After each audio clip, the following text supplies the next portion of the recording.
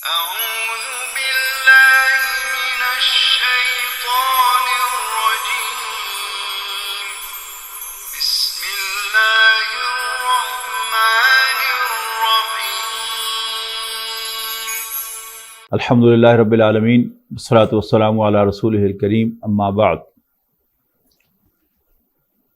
Our series towards the understanding of Quran is now going to conclude today,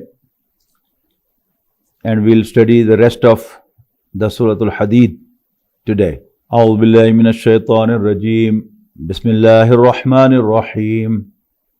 من ذا الذي يقرض الله قرضا حسنا فيضاعفه له وله أجر كريم يوم ترى المؤمنين والمؤمنات يسعى نورهم بين أيديهم وبأيمانهم بشراكم اليوم جنات تجري من تحتها الأنهار خالدين فيها ذلك هو الفوز العظيم يوم يقول المنافقون والمنافقات للذين آمنوا انظرونا نقتبس من نوركم قيل ارجعوا وراءكم فالتمسوا نورا فضرب بينهم بسور له باب باطنه فيه الرحمة وظاهره من قبله العذاب ينادونهم ألم نكن معكم قالوا بلى ولكنكم فتنتم أنفسكم وتربصتم وارتبتم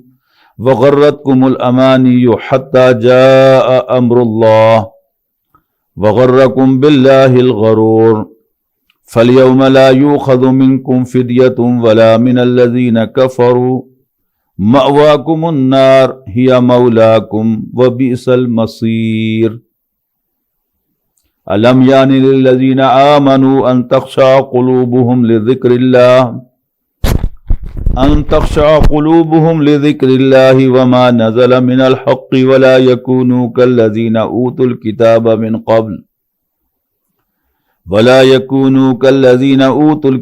من قبل فطال عليهم الأمد فقست قلوبهم وكثير منهم فاسقون اعلموا أن الله يحيي الأرض بعد موتها قد بينا لكم الآيات لعلكم تعقلون إلى آخر السورة. Brothers and sisters, you must remember we studied first 10 ayat of Surah Al-Hadid in the last session, and we found out that in this surah, first, Allah Almighty has described His glory in the first 6 ayat. Following that, He addressed the Muslims and asked them to believe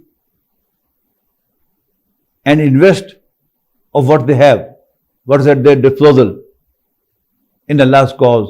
And those who believe and invest in Allah's cause are going to get a great reward. Then these two demands were further discussed, elaborated, and invoked.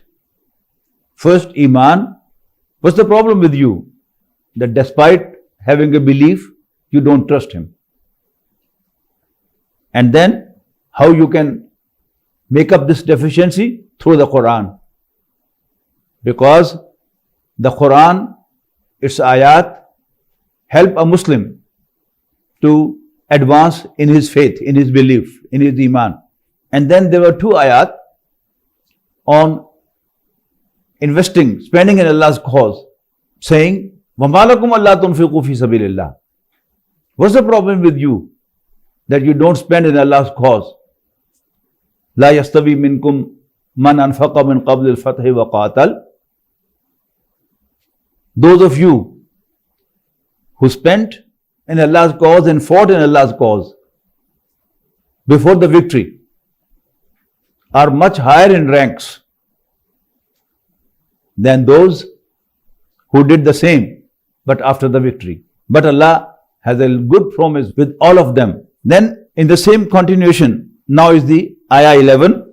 Man dalladhi yuqridu Allah qardan hasana. Who is the one who gives Allah a goodly loan? so that he multiplies it for him and there is a respectable reward for him. Then the scene of the hereafter was portrayed. Yawma taral mu'minina wal mu'minat. The day you will find, O Prophet sallallahu alaihi wasallam, the believing men and women, yasra nuruhum baina aydihim wa bi aymanihim. Their light will run in front of them and from their right, and they will be told, Bushrakumul yawm. Today there is a tiding for you of what? Jannatun, of gardens, tajri min tahtiha al-anharu khalidina fiha. Underneath the rivers flow to live therein forever. Dhalika huwal fawzul azim. That is the great success. Now the comparison is that in the same situation, there is a very critical moment on way to paradise, a dark path which they have to pass through. It's narrow, dark, and dangerous. The believers would be provided two beams of light, one of Iman in the front and one of Infaq, spending in Allah's cause, a beam of light coming from the right side. And in that light, they will pass through over the hell and reach the paradise, reach the Jannah. But the hypocrites, they won't have that light. Neither the front beam nor the beam from the right. يَوْمَ يَقُولُ الْمُنَافِقُونَ وَالْمُنَافِقَاتُ لِلَّذِينَ آمَنُوا انظُرُونَا نَقْتَبِسْ مِن نُورِكُمْ. The hypocrite men and women would urge the believers, unzuruna, wait for us. Naqtabis min nurikum, so that we can also have a ray, a spark from your light, a ray from your light, so that we can also pass through. Qil arju waraakum. The believers are very courteous. They won't refuse, but there will be a voice. In the passive voice it has been said, Qil arju, it will be said. A voice from somewhere will come and announce, Irju waraakum. Go back to the worldly life if you can. Faltamisu nura. And earn the light from there. Get the light from there. Because this is the light which is earned from the worldly life. It's not distributed here. It's not given here in charity. فَضُرِبَ بَيْنَهُمْ بِسُورٍ لَهُ بَابٍ. So a wall with a gate shall be set up between them.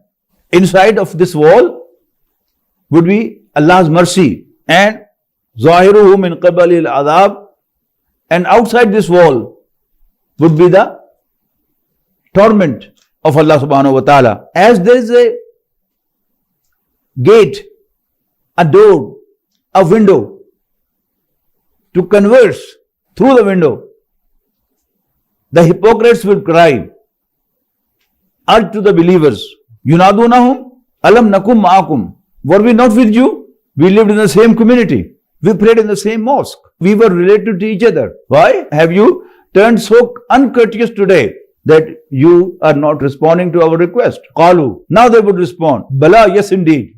You were with us. You lived with us. You prayed with us. You had relations with us. وَلَكِنَّكُمْ فَتَنْتُمْ أَنفُسَكُمْ. But you engage yourself in fitna. Fitna means trial. And the Quran says in Surah Al-Taghabun, إِنَّمَا أَمْوَالُكُمْ وَأَوْلَادُكُمْ fitna. Indeed, your properties and your sons, your children are a trial for you, are a fitna for you. Allah Almighty has blessed all of us with the love of property and children. But we are not supposed to get involved in that love. The hypocrites, they get involved. They get overcome by the love of property and children. Thereby, they suffer from hypocrisy. وَلَكِنَّكُمْ فَتَنْتُمْ أَنفُسَكُمْ. You let the fitna overcome you. وَتَرَبَّصْتُمْ. Tarabbus is state of indecision. Since the love of wealth, property and children had overcome them, now they don't have urge.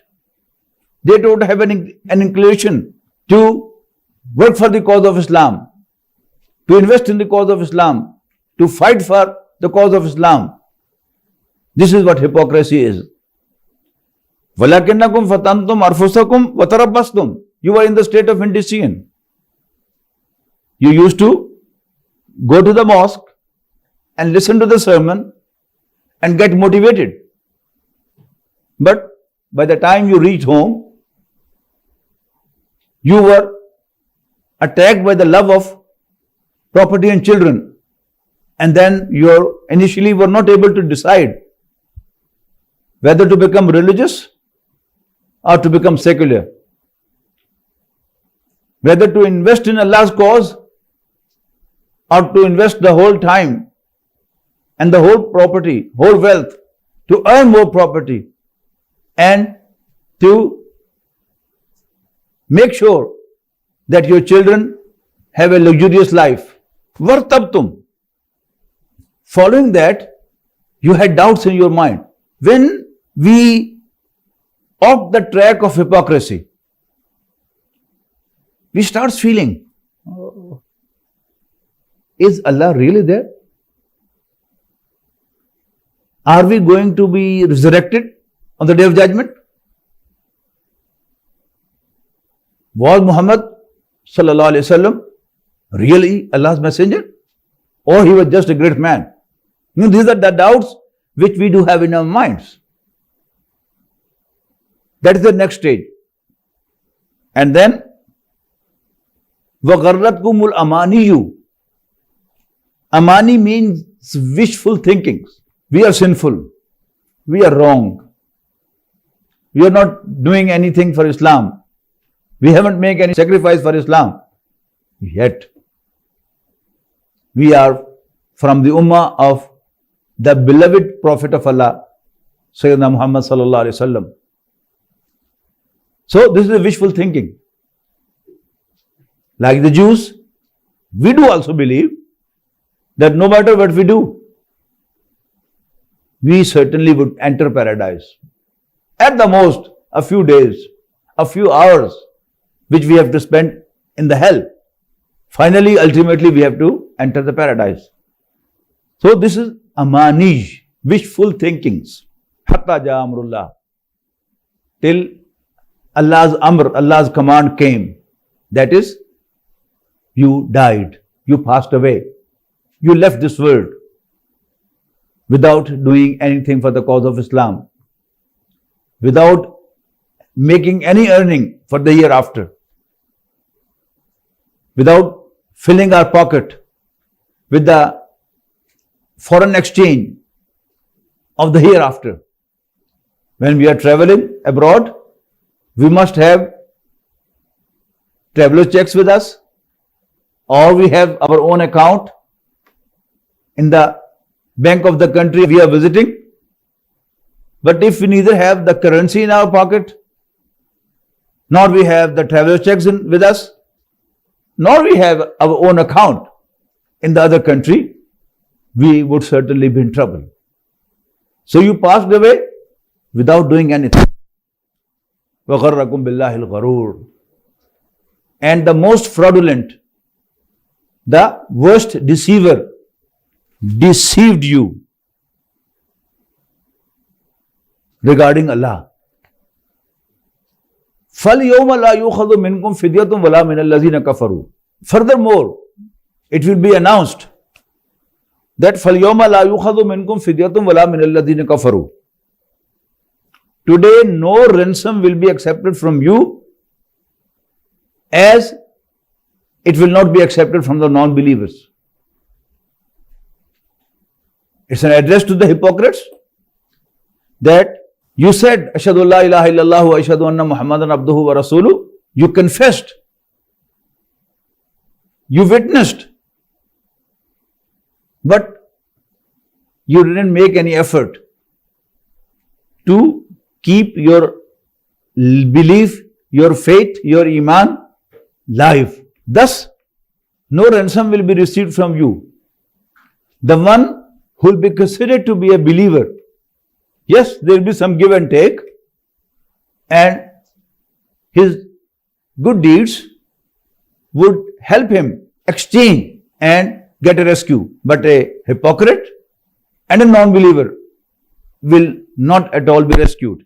So, فَالْيَوْمَ لَا يُؤْخَذُ مِنْكُمْ فِدْيَةٌ وَلَا مِنَ الَّذِينَ كَفَرُوا. Well, today, neither from you nor from the non-believers any ransom will be accepted. مَأْوَاكُمُ النَّارِ. Your place of refuge will be hell. هِيَ مَوْلَاكُمْ. He would be your friend, your protector, وَبِئْسَ الْمَصِيرُ, and that would be a very bad end. Now, a very important question arises, that if we honestly look into ourselves, we would find that all these signs are there in our hearts too. You know, as when we discussed hypocrisy, we came to the conclusion that hypocrisy is a disease. And about every disease, we understand very well, we know very well, that number one, no one ever becomes sick by his choice. Number two, a disease, a sickness is recognized by the signs and symptoms. But if I feel that I have the similar signs and symptoms, then as for the physical problems, I rush to the doctor. I must rush to a sheikh. I must go to a scholar. And the Quran, according to this surah, is the source which helps you advance in your iman. Now, Quran is giving us the solution that if you feel, O believers, that you are suffering from the problem of hypocrisy, then what should you do? Alam yani lillazina amanu an takhsha qulubuhum li dhikrillah. Has not there the time come for the believers that their hearts become humble, inclined to Allah's dhikr, Allah's admonition, Allah's dhikr, Allah's remembrance? You know, we sometimes feel inclined to remember Allah, but other times we don't feel. If we look into our hearts, in general the Muslims, they hardly feel inclined to remember Allah. And the other meanings of zikr is admonition. We don't feel inclined to Allah's admonition. In the Quran, in the hadith of Rasulullah sallallahu alaihi wasallam, in the sermons of the shuyukh, we don't find that our hearts are inclined towards them. If you feel that, Allah Almighty says, has not there the time come for the believers that their hearts become humble to Allah's admonition or Allah's remembrance? وَمَا نَزَلَ مِنَ الْحَقِّ. And what Allah has sent down of the truth, that is the Quran. Again, if we look into ourselves, we don't have the time to recite in the Quran more and more in our prayer. We dispose our prayer simply by reciting inna atoinaka al-kawthar, qul huwallahu ahad, wal asri innal insana lafi khusr, and that's all. As a fact of matter, it is Allah's word. It boosts our iman. It makes us strong. We should devote time, we should spare time to read the Quran, to recite from the Quran, to stand with the Quran in the prayer. So Allah Almighty is inviting that has not there the time come for you that your hearts are inclined towards Allah's remembrance and Allah's admonition. وَلَا يَكُونُوا كَالَّذِينَ أُوتُوا الْكِتَابَ مِنْ قَبْلِ. And let there not be the case like those who were given book before them,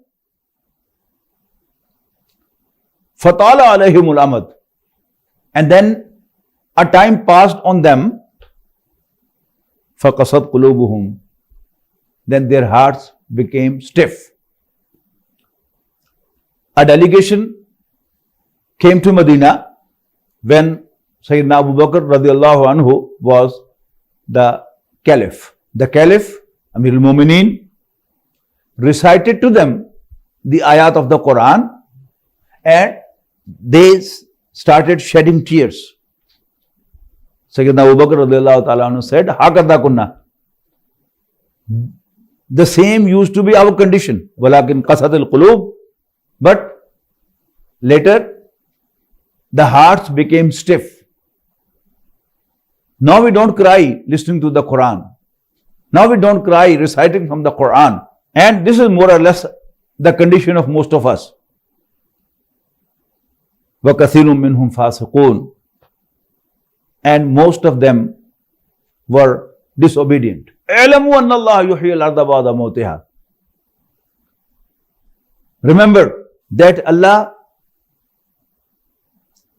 revives the dead land to life again. قَدْ بَيَّنَّا لَكُمُ الْآيَاتِ لَعَلَّكُمْ تَعْقِلُونَ. Allah makes His sign clear for you so that you understand. You come to your senses. Allah Almighty wants to invite us to treat our hearts. Earth becomes stiff and infertile. Thereby, when two things are done, it becomes fertile and living again. A dead land becomes living again. How? The farmer plows the land, and then Allah Almighty showers the rain from above. And the land, dead land, infertile land, barren land becomes fertile again, productive again. Similar is the case of your hearts. They have become stiff, and now they don't respond to Allah's call. Now your hearts don't respond to Allah's admonition. Do two things. How have the hearts become stiff? They have become stiff because of the love of children and property. Invest both your property and your children in Allah's cause. Like the farmer plows the land to make it soft, and then when there is a shower from above, the land becomes productive. So, soften your hearts by plowing into your hearts, by infaq, spending in Allah's cause, and investing your time, your property, and your children in Allah's cause.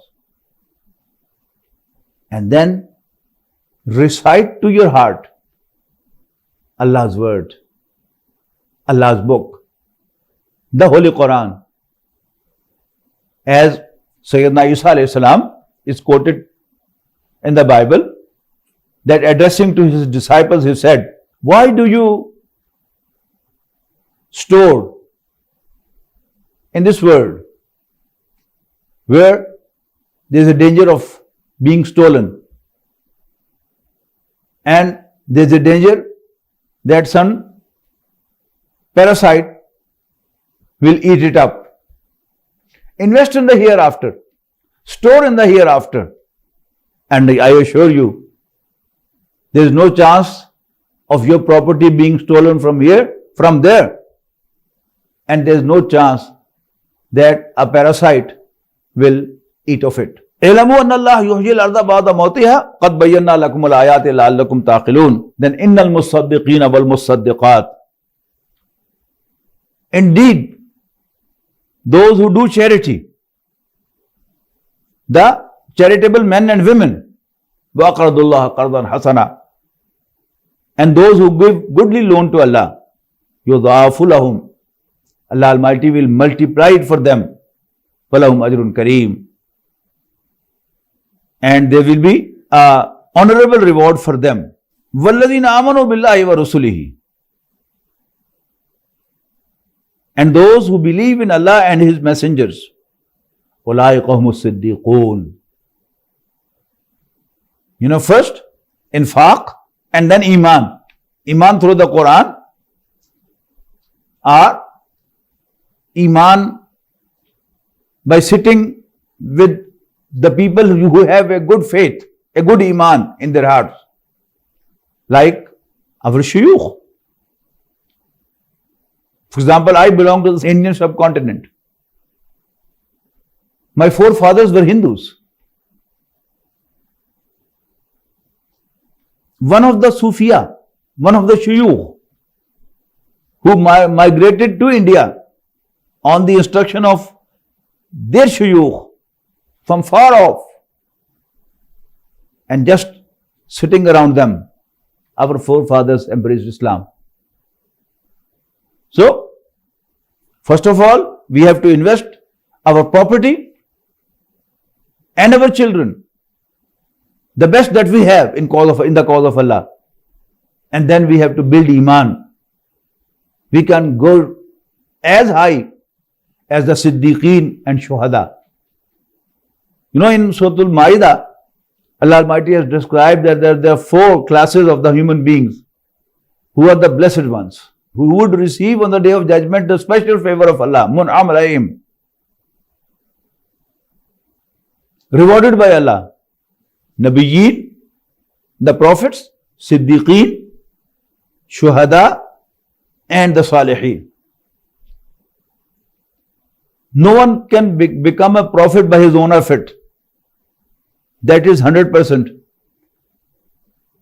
a rank and office conferred by Allah subhanahu wa ta'ala. No one can become a prophet by his own effort. But the next to that is Siddiqeen. Anyone can become Siddiq. That means if we invest in Allah's cause our lives and belongings, and then we try to motivate our faith, our iman, enhance our iman, then we can go as high as Siddiqeen and Shuhada. Lahum ajruhum wa nuruhum. There is a reward and light for them. Light which was discussed in ayat number 12. So they will have that light also on the Day of Judgment, and their reward also would be reserved for them.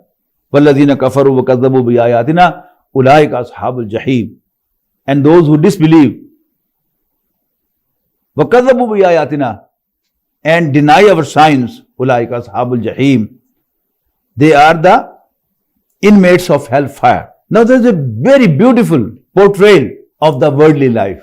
اعلموا أنما الحياة الدنيا لعب ولهو وزينة وتفاخر بينكم وتكاثر في الأموال والأولاد. Different scholars, different philosophers, different psychologists, they have made attempts to portray human being, what a human being is. Marx gave one picture of the human being, that hunger is the main problem. Freud gave the different picture of man, that sex is the main problem. Shakespeare also in his drama describes 7 stages of man. The first he is this, then he is this, then he is this, then he is this. In those stages he says that he becomes a judge and his tummy proves out because of his dishonesty and bribery. Every one of us doesn't have to become a judge. Every one of us has not to become a doctor. Every one of us has not to become an engineer. Every one of us is not going to be a businessman. Here also Allah Almighty has portrayed a picture. What a man is. 5 stages of man have been described here, which are true for everyone.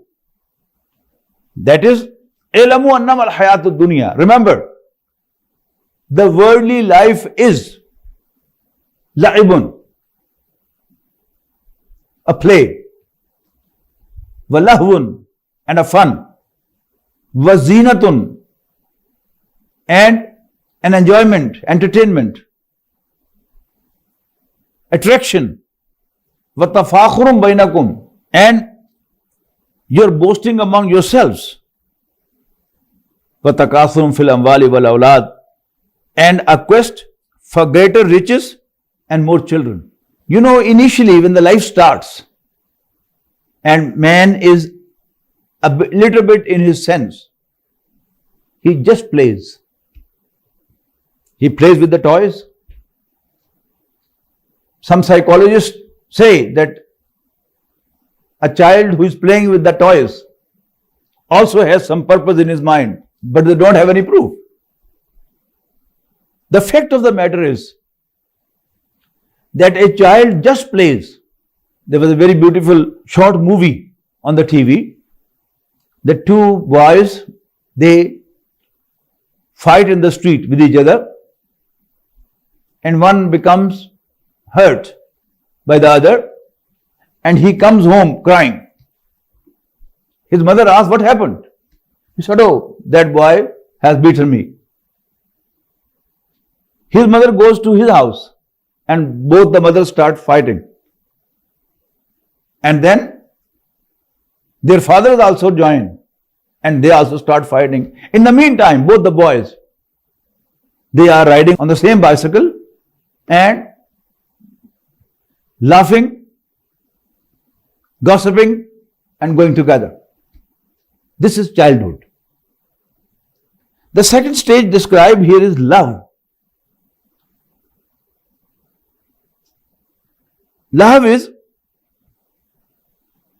amusement, fun, anything which makes you forget the realities. The same child who by the age of 12, 13 was just playing, and within no time he forgets that such and such boy, he tore his shirt, beat him.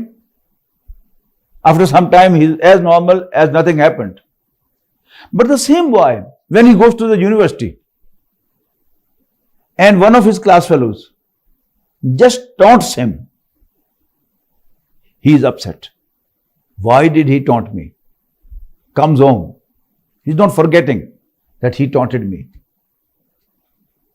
He goes to the disco and listens to the high music, trying to forget what happened in the university. All the fun that he is after is just to forget.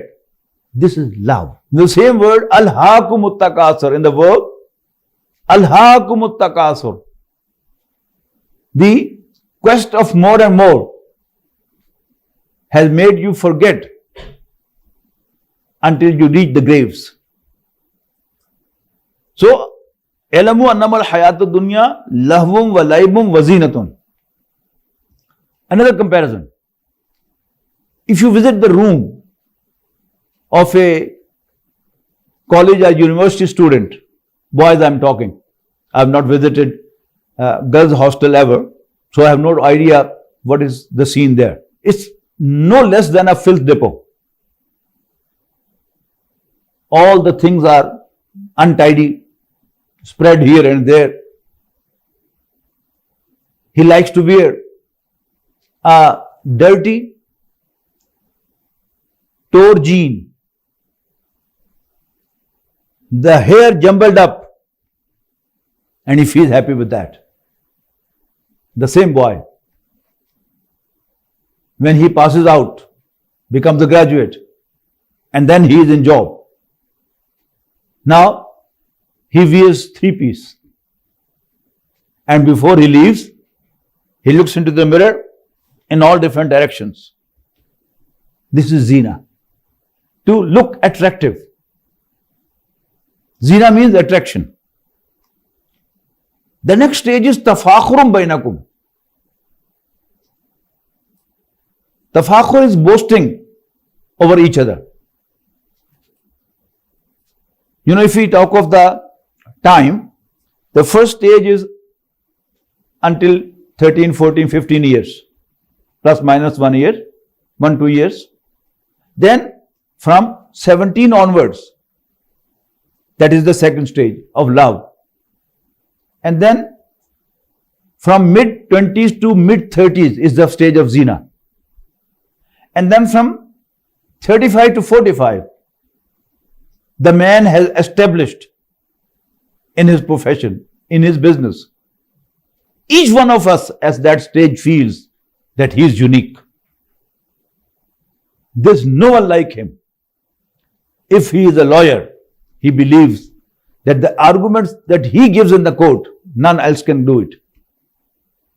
If he is a teacher, he feels that the lecture that I deliver, none else can deliver that lecture. A doctor feels that the diagnosis I make, no other doctor can make that quick or can correct diagnosis, etc., etc. So much so, the man who has not been recognized in this life at all, he also feels within his heart that I was something very important, very great, very capable. But unfortunately, people have failed to recognize my talent.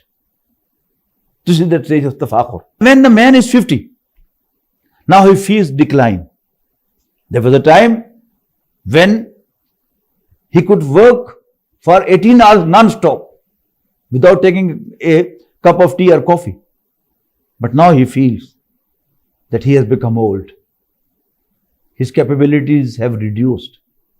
Now after 3-4 hours, he needs a cup of coffee or a cup of tea. In the fourth stage, he used to talk of himself. But now he talks about his children. I have, mashallah, 4 sons. One is a doctor. The other is a military officer. The third one is a bureaucrat, etc., etc. Now he talks about children. وَتَكَاثُرٌ فِي الْأَمْوَالِ وَالْأَوْلَادِ. And he talks about his property. And it's very interesting. Those who are issueless, those don't have any children, they are more greedy about wealth. Allah knows better what is the phenomenon, but the finding is like this. So, اعلموا انما الحياة الدنيا لعب ولهو وزينة وتفاخر بينكم وتكاثر في الأموال والأولاد كمثل غيث أعجب الكفار نباته, like a rain which amazes the farmers. As when the rain falls, when there is a shower, the crops grow. Then it withers, and you see it turns yellow. Summa yakunu hutama, and then it becomes a dry and it crumbles away. You know the life cycle, that it starts from the childhood, then man grows, he becomes very capable, and then there's a decline, and finally man dies, passes away, he becomes the dust, and it is with the rest of the dust going from one place to the other, going with the wind. So the segments of the human body also move from one place to another. وَفِي الْآخِرَةِ عَذَابٌ شَدِيدٌ. You know, the worldly life of all the human beings would be similar. But the ultimate fate, the life in the hereafter will not be similar. Some of us would have Allah's approval. Allah will be pleased with them. And the other will face the worst torment. وَفِي الْآخِرَةِ عَذَابٌ شَدِيدٌ, a severe punishment. وَمَغْفِرَةٌ مِنَ اللَّهِ وَرِضْوَانٌ, and forgiveness from Allah, and the reassurance that Allah is pleased with you. وَمَا الْحَيَاةُ الدُّنْيَا إِلَّا مَتَاعُ الْغُرُورِ, and the worldly life is nothing but stuff of deception. سَابِقُوا إِلَى مَغْفِرَةٍ مِنْ رَبِّكُمْ. Allah Almighty has blessed us all with the urge of competition. We compete with each other. It's not only the players who compete with each other. The businessmen compete with each other. Doctors compete with each other. Lawyers compete with each other. Professionals compete with each other. So Allah Almighty urges us, Sabiqu ila maghfiratan min rabbikum. Compete to seek Allah's forgiveness. Your Lord's forgiveness, wa jannatin, and the paradise. Arduha kardu samai wal ard, which is as wide as this universe. Heavens and the earth. Uiddat lillazina amanu billahi wa rasulihi, which has been prepared for those who believe in Allah and His Messenger. Dhalika fadlullah. It's Allah's grace. Yutihi man yasha. Whomever He wills, He blesses with His grace. Wallahu dhul fadl azim. And Allah is owner of the great grace. Ma asaba min musibatin fil ardi wala fi anfusikum. In the worldly life, different things happen. Some favorable, some unfavorable. Now, a mature person, this is our last lesson. The mature person, he is not short-tempered. He has a firm belief in Allah that whatever is happening, it is happening with Allah's permission, with Allah's decision. And Allah's decision is always a correct decision. Allah has blessed me with a favor. Good. It's Allah's decision. And Allah has caused me a calamity. It's Allah's decision. Well, it's all right. I'm happy. So, ma asaba min musibatin fil ardi wala fi anfusikum. Nothing happens in this world, on earth, and even in your hearts, your feelings, illa fi kitabin, except that it is already in black and white with Allah in the form of predestination. Min qabli an nabraha, before we expose it, before we make it manifest. But it's already not only in His knowledge, but it is in black and white written also. But the question is, why Allah is describing it here and at many other places in the Quran? Inna dhalika ala Allah yasir, indeed it is very easy for Allah. But why is He describing? Li kaila tasaw ala ma fatakum. So that you don't despair, you don't become disappointed on what you lose, what passes away from you. Wala tafrahu bima atakum. And you don't boast on what you receive. What left you was Allah's decision. What received you was Allah's decision. So far, a true believer is equally good, whether he gains or he loses, because he knows what I lost was Allah's decision, and what I gained was Allah's decision, Allah's blessing. So, لِكَيْلَا تَاسَوْا عَلَى مَا فَاتَكُمْ وَلَا تَفْرَحُوا بِمَا آتَاكُمْ. What Allah blesses you with, وَاللَّهُ لَا يُحِبُّ كُلَّ مُخْتَالٍ فَخُورٍ. And Allah does not like each arrogant and boasting person. الَّذِينَ يَبْخَلُونَ وَيَأْمُرُونَ النَّاسَ بِالْبُخْلِ. Those who are miser, stingy, and asked others too to become miser. وَمَنْ يَتَوَلَّ فَإِنَّ اللَّهَ هُوَ الْغَنِيُّ الْحَمِيدُ. And whoever turns away should remember, should know that Allah Almighty is independent and praiseworthy. لَقَدْ أَرْسَلْنَا رُسُلَنَا بِالْبَيِّنَاتِ. A glimpse of the history of the prophets. Indeed, we sent our messengers with clear signs, with miracles. وَأَنزَلْنَا مَعَهُمُ الْكِتَابَ وَالْمِيزَانَ. And we sent down with them the book and the mizan and the scale to weigh. Book with the commands and a scale to weigh the rights of the people. This is the right of the mother, this is the right of the father, this is the right of the husband, this is the right of the wife. No, all this is the right of the labor, this is the right of the capital. This is the right of the organization and this is the right of the individual. All these things are the part of Sharia, the divine law which Allah Almighty has sent down. So Allah sent down two things, commands and a scale which weighs the rights of the people. لِيَقُومَ النَّاسُ بِالْقِسْطِ, so that people stand up with justice. All the messengers have asked people to give the rights to the others. All the prophets, all the messengers has forbidden their people from usurping the rights of the others. لِيَقُومَ النَّاسُ بِالْقِسْطِ.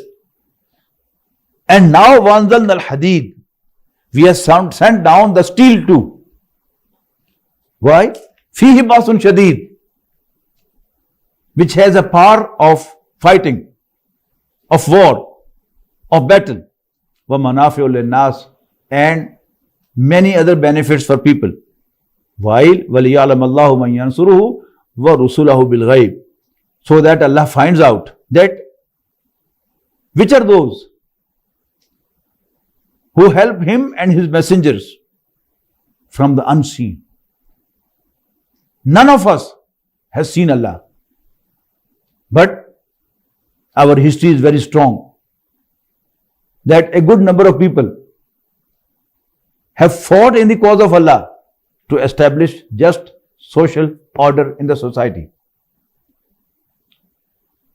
Allah's Messenger, Sayyidina Muhammad sallallahu alaihi wasallam, by his effort, with the help of his companions, he established Allah's deen. And what was the manifestation of that establishment of deen? That everyone got justice to his doorstep.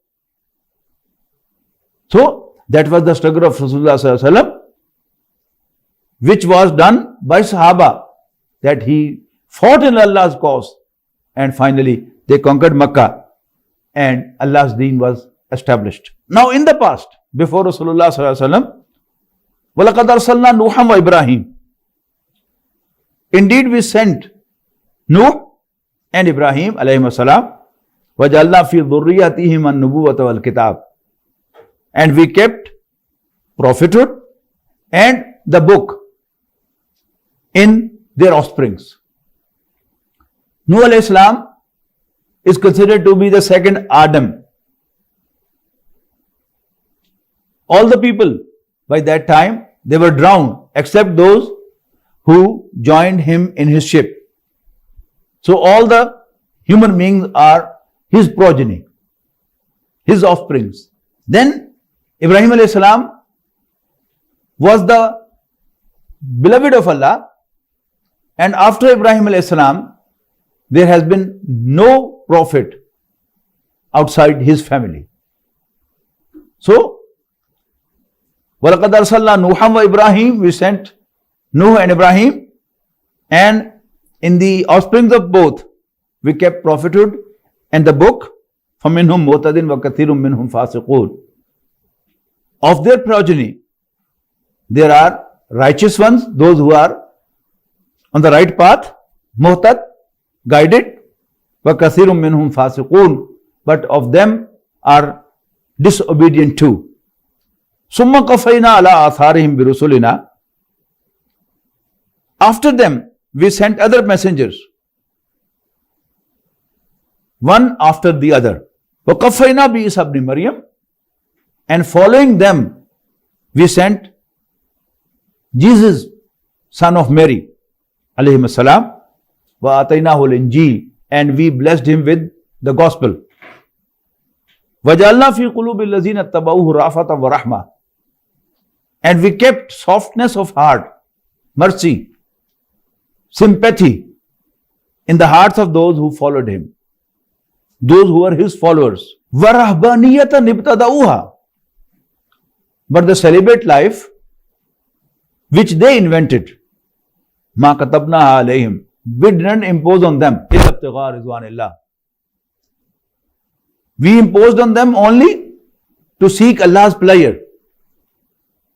Or the other translation can be, they invented celibate life in pursuit of Allah's pleasure, that perhaps Allah would be happy with them if we leave everything and have a celibate life. No. فَمَا رَأَوْهَا حَقَّ رِعَايَتِهَا. But they opted celibate life on their own. But they could not abide by it. You know, about the nawafil, the additional prayer that you make. You pray fard, you pray sunnah, but you have the provision that you can offer nawafil. But once you start a nafil, now you have to complete. They imposed on themselves that they will have a celibate life, they won't marry, they won't have worldly interest. They should have abided by that, but they didn't. فَمَا رَأَوْهَا حَقَّ رِعَايَتِهَا فَآتَيْنَا الَّذِينَ آمَنُوا مِنْهُمْ أَجْرَهُمْ وَكَثِيرٌ مِنْهُمْ فَاسِقُونَ. Well, we rewarded those who already were Christians, but they believed in Prophet Muhammad sallallahu alaihi wasallam also, and they became believers. So Allah Almighty gave them the reward of their celibate life too. Although it was not imposed on them, but they imposed on them and they abided by it. Allah Almighty gave them the reward of that too, and reward of believing in Prophet Muhammad sallallahu alaihi wasallam too. وَكَثِيرٌ مِّنْهُمْ فَاسِقُونَ. But most of them were disobedient, were transgressors. They posed that they are having a celibate life. They have nothing to do with sex. They have nothing to do with enjoyment. But even in the convents, all this was happening. And the basements of the churches, they became the graveyards of the illegitimate children. Ya ayyuhalladhina amanu ittaqullah. Now the believers, the Muslims, they are being given the final instruction. O believers, ittaqullah, fear Allah, wa aminu bi rasuli, and believe in His messenger. Here the belief means trust. The objective of deen is to please Allah. But we have to keep in our mind that Allah was most pleased with Rasulullah sallallahu alaihi wasallam, and his life is a role model for us. The Prophet sallallahu alaihi wasallam, he had 10 marriages, 10 wives, and he has a very strong and busy social life. He didn't leave this world. He didn't go to a cave. He didn't go to a jungle after the revelation. So, Aminu bi Rasulihi, trust in His messenger. Yutikum kiflayni min rahmatihi. Allah Almighty will bless you with 2 favors from His mercy. Wajadallakum nuran tamshuna bihi. And He will produce a light for you in which you will move. Wayaghfir lakum. And Allah will forgive you. You know, if having a normal physical life, you make mistakes, but you follow the pattern set by our messenger, no problem, we will forgive you. But if you opt for a celibate life and you don't abide by it, then you are a criminal. You are guilty. Wallahu ghafurur rahim. And Allah is forgiving, merciful. Ya Allah ya'lama. So that the people of the book, the Jews and Christians, find out Allah yaqdiruna ala shay'in min fadlillah. They don't have any share from Allah's bounty. Wa anna al-fadla biyadillah. And that Allah's bounty is in His own hand. And He has selected a man from the sons of Ismail alayhi salam, that is Sayyidina Muhammad sallallahu alaihi wasallam, to become the last messenger. Wallahu. And Allah blesses with His favor, with His bounty, whomever He wills. Wallahu dhul fadl azim. And Allah is full of grace, full of bounty, full of favor. Barakallahu li wa lakum fil Qur'an al-azim wa nafa'ani wa iyyakum bil ayati wa dhikr al-hakim.